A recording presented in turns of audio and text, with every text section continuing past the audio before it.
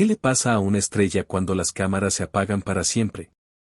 Cuando ya no suena el teléfono, cuando los contratos se esfuman y ese dinero que parecía eterno simplemente desaparece. Fueron el galán de la telenovela estelar, la villana que todo México amaba odiar, el cómico que te sacaba carcajadas después de cenar. Estuvieron en tu sala, en tus noches, en tu vida diaria sin que lo notaras. Ganaron fortunas, llenaron teatros, vivieron pensando que el aplauso jamás terminaría. Pero terminó.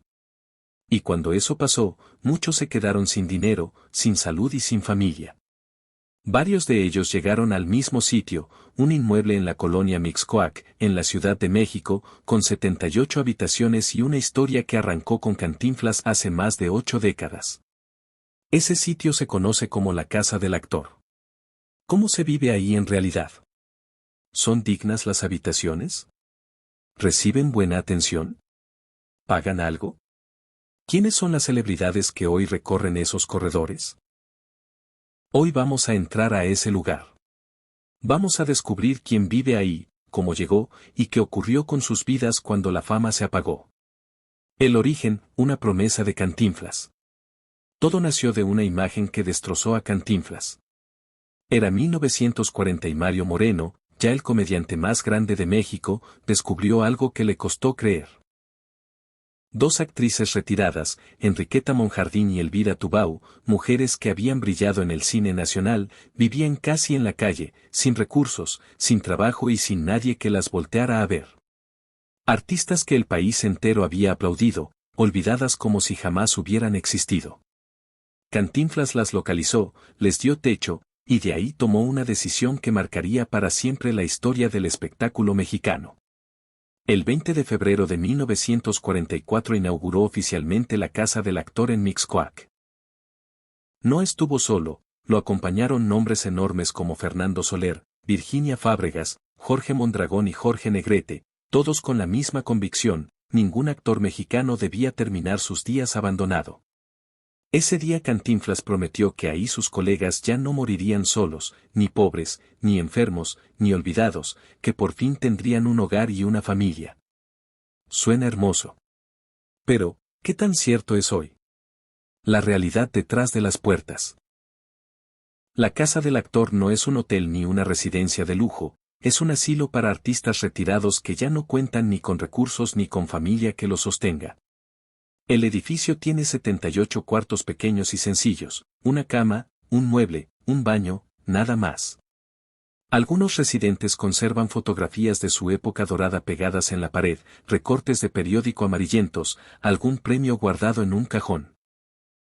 Caminar por ahí, dicen quienes lo conocen, es como recorrer un museo viviente de la televisión mexicana.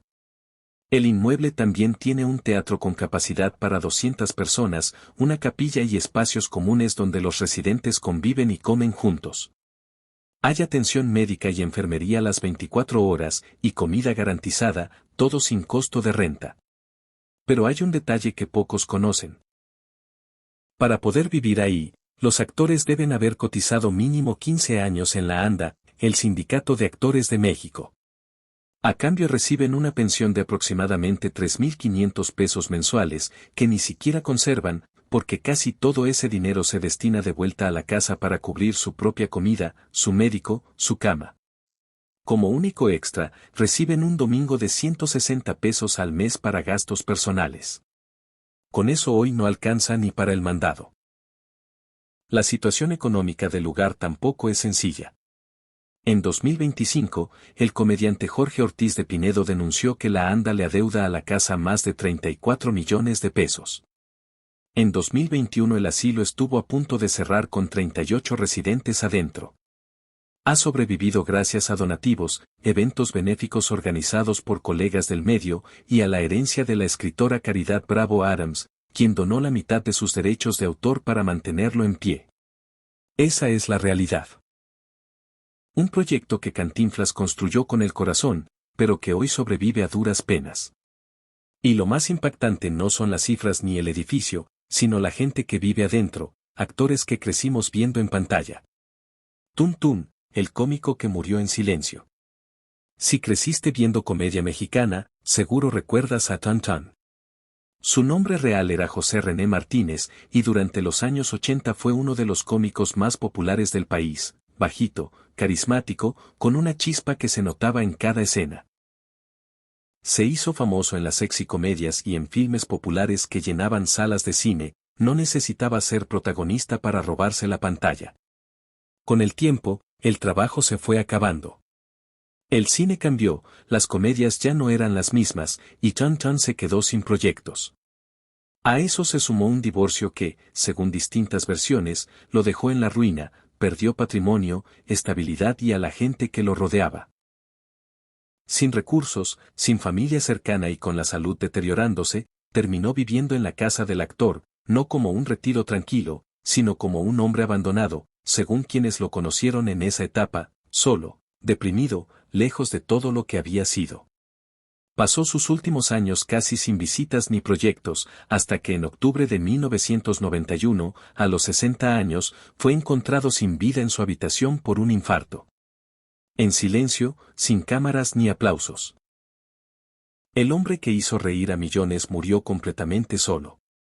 Wanda Seuss, la vedette que se apagó en un asilo. En los años 70 y 80, si se hablaba de vedettes en México, un nombre aparecía casi de inmediato: Wanda Seuss. Nacida en Paraguay pero adoptada por completo por el público mexicano, se convirtió en una de las figuras más deslumbrantes del espectáculo, bailarina, actriz, estrella nocturna y protagonista de cine de ficheras como El Arracadas. Durante años fue sinónimo de glamour y vida nocturna capitalina. Con el paso del tiempo, las invitaciones cesaron y los shows terminaron. El golpe más duro llegó con la salud, primero un cáncer, y en 2019 dos derrames cerebrales que la dejaron sin habla y casi sin movilidad.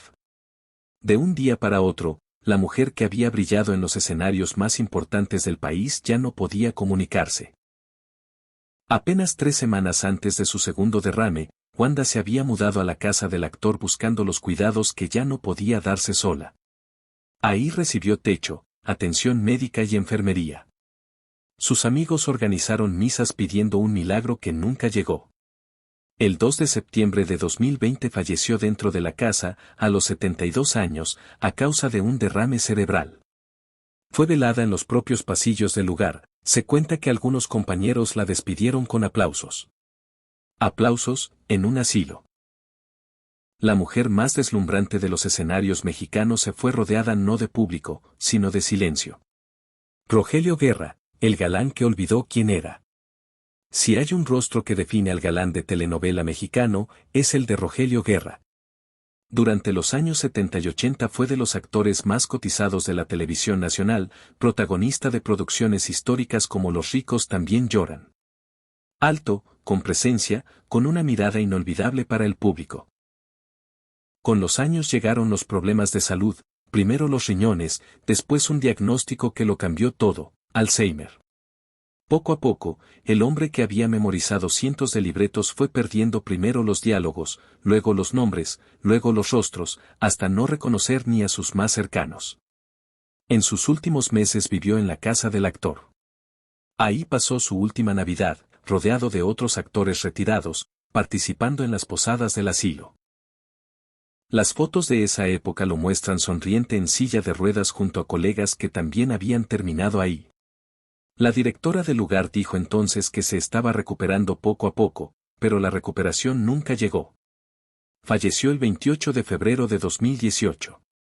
El galán que hizo suspirar a millones de mexicanas se fue sin recordar las novelas que protagonizó ni los aplausos que alguna vez recibió. Alma Rosa Aguirre, la soledad que nadie quiere nombrar. Alma Rosa Aguirre fue una de las actrices más queridas de la época de oro del cine mexicano. Participó en 32 películas, trabajó con los grandes directores de su tiempo y durante décadas fue un rostro familiar en millones de hogares. No necesitaba forzar nada frente a la cámara, tenía una dulzura natural que hacía sentir a la audiencia como si vieran a alguien de su propia familia. En 2018, ya con más de 90 años, tomó una decisión que sorprendió a muchos: se mudó a la casa del actor. No fue por falta de dinero ni por una enfermedad grave, sino por algo que enfrentan millones de adultos mayores en México y de lo que casi nadie habla en voz alta: la soledad.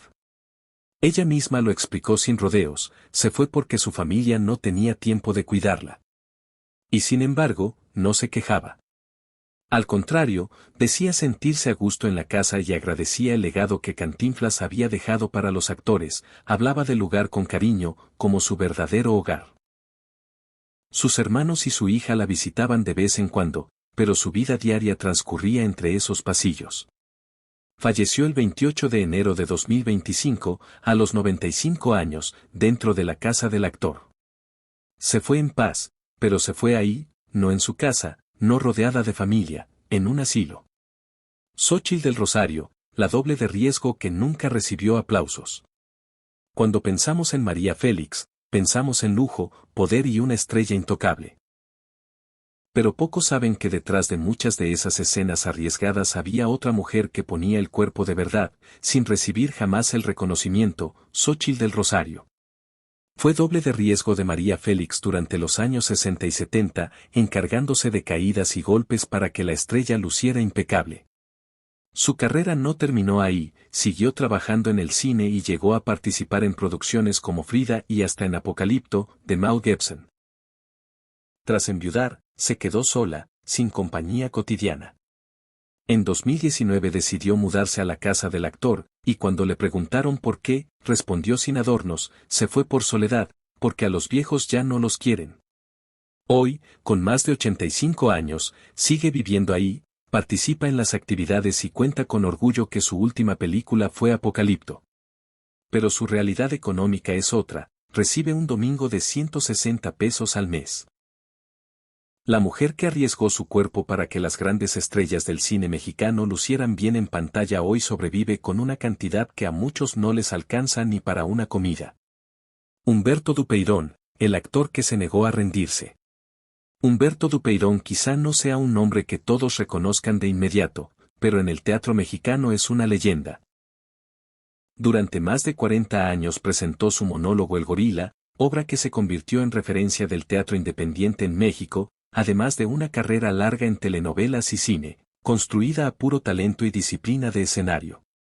La vida le cobró factura, le diagnosticaron esclerosis múltiple, enfermedad que limitó poco a poco su movilidad y su capacidad de trabajo. Los proyectos se acabaron, y la pensión que recibía tras décadas de carrera resultó insuficiente. Él mismo lo dijo sin rodeos. Su pensión no le alcanzaba para vivir, así que prefería dársela a la casa. Y eso hizo. En 2022, a los 84 años, se mudó a la casa del actor y entregó su pensión completa a cambio de techo, comida y atención médica. Su hijo, único familiar directo, apoyó la decisión sin drama. Lo más impresionante, pese a la enfermedad y a vivir en un asilo, Humberto no dejó de soñar con volver al escenario. Dijo que, tras una cirugía, quería retomar la obra que estaba escribiendo sobre su propia vida. Un hombre que lo perdió casi todo, menos la dignidad. Carlos Cardán, el actor de las 150 producciones. Carlos Cardán tal vez no sea un nombre que reconozcas de inmediato, pero participó en más de 150 producciones entre telenovelas y películas, fue galán, villano y padre de familia en historias como Muchachitas, Fuego en la sangre y Yo compro esa mujer. No era el protagonista que se llevaba los créditos, pero sin él, muchas de esas tramas no habrían funcionado. Con los años, los papeles disminuyeron, la televisión cambió y llegaron caras nuevas. Su salud también empezó a fallar, y en ese momento tomó una decisión que dice mucho de su carácter, en lugar de depender de sus hijos, prefirió mantener su independencia y se mudó a la casa del actor. Ahí pasó sus últimos años, conviviendo con otros colegas que también habían visto cómo la fama se les escapaba de las manos. Falleció el 17 de julio de 2016, a los 83 años, dentro de la casa. La causa nunca se confirmó públicamente. Se fue sin titulares ni homenajes. Joaquín Cordero, el último galán clásico. Si hablamos de los galanes auténticos del cine mexicano, de los que hacían suspirar a la audiencia con solo aparecer en pantalla, Joaquín Cordero es una referencia obligada. Fue una de las figuras más elegantes y respetadas de la época de oro, actor de teatro, cine y televisión, que compartió créditos con los grandes de su generación. Pero la industria del entretenimiento tiene una regla que no perdona a nadie, siempre llega alguien nuevo. Con los años, las oportunidades se hicieron escasas, los papeles se redujeron y el ritmo de trabajo que había sostenido por décadas se detuvo. Envejeció lejos de las cámaras y, como tantos otros, terminó también en la casa del actor, el mismo lugar donde Cantinflas prometió que ningún actor moriría en el olvido. Falleció en 2013, sin alfombra roja, sin cámaras, sin titulares. Solo los pasillos de un asilo en Mixcoac. Alfredo Lara y Marcial Salinas, otros nombres, la misma historia. La lista no termina ahí. Actores como Alfredo Lara y Marcial Salinas son también parte de la larga historia de artistas que, tras dar años de carrera a la pantalla mexicana, encontraron en la casa del actor su último hogar, sumándose a decenas de rostros que en algún momento nos hicieron reír, llorar o soñar. El cierre, una promesa a medias. La casa del actor ha recibido a decenas de artistas a lo largo de más de 80 años de historia. Gente que vimos en la televisión, el cine y el teatro, gente que nos acompañó sin que notáramos lo importante que era su presencia. Hoy la casa sobrevive prácticamente de milagro. La ANDA, el sindicato que en teoría debería sostenerla, le debe más de 34 millones de pesos. En 2021 estuvo a punto de cerrar con casi 40 residentes adentro, que se habrían quedado sin techo de la noche a la mañana. Sigue en pie gracias a donativos, eventos benéficos organizados por colegas del medio y a la herencia de Caridad Bravo Adams. Piénsalo un momento, quienes viven ahí reciben una pensión de 3.500 pesos mensuales después de haber cotizado al menos 15 años al sindicato, y ni siquiera se quedan con ese dinero, porque regresa a la casa para pagar su propia comida, su médico, su cama. A cambio, reciben 160 pesos al mes para sus gastos personales. Eso es, hoy, lo que vale una vida entera dedicada al entretenimiento en México. Cantinflas fundó este lugar con una promesa, que ningún actor mexicano muriera solo, pobre, enfermo y olvidado. Han pasado más de 80 años, y la verdad es que esa promesa se cumplió solo a medias. La casa existe, da techo y comida, pero muchos de estos artistas siguen muriendo en silencio, sin reflectores, sin reconocimiento, y muchas veces sin que el público que los aplaudió durante años se entere siquiera de que ya no están. La próxima vez que veas una telenovela vieja, una comedia ochentera o una película de la época de oro, recuerda que detrás de esos personajes hubo personas reales, y que algunas de ellas hoy viven en un cuarto pequeño en Mixcoac, con una foto vieja en la pared y 160 pesos en el bolsillo. Y así termina esta historia que quizás nunca imaginaste que existía. Porque en lo oculto tras la pantalla no solo te mostramos lo que pasó frente a las cámaras, sino todo aquello que se quedó guardado detrás de ellas, los secretos, las sombras y los finales que la pantalla nunca se atrevió a contar. Cuéntame en los comentarios, ¿tú sabías que este lugar existía? ¿Cuál de estas historias te dejó más marcado? Si creciste viendo a alguno de estos actores en tu televisión, comparte este video para que su historia no se pierda en el olvido. Dale like, suscríbete y activa la campanita para que no te pierdas lo que sigue oculto tras la pantalla. Nos vemos en el próximo video.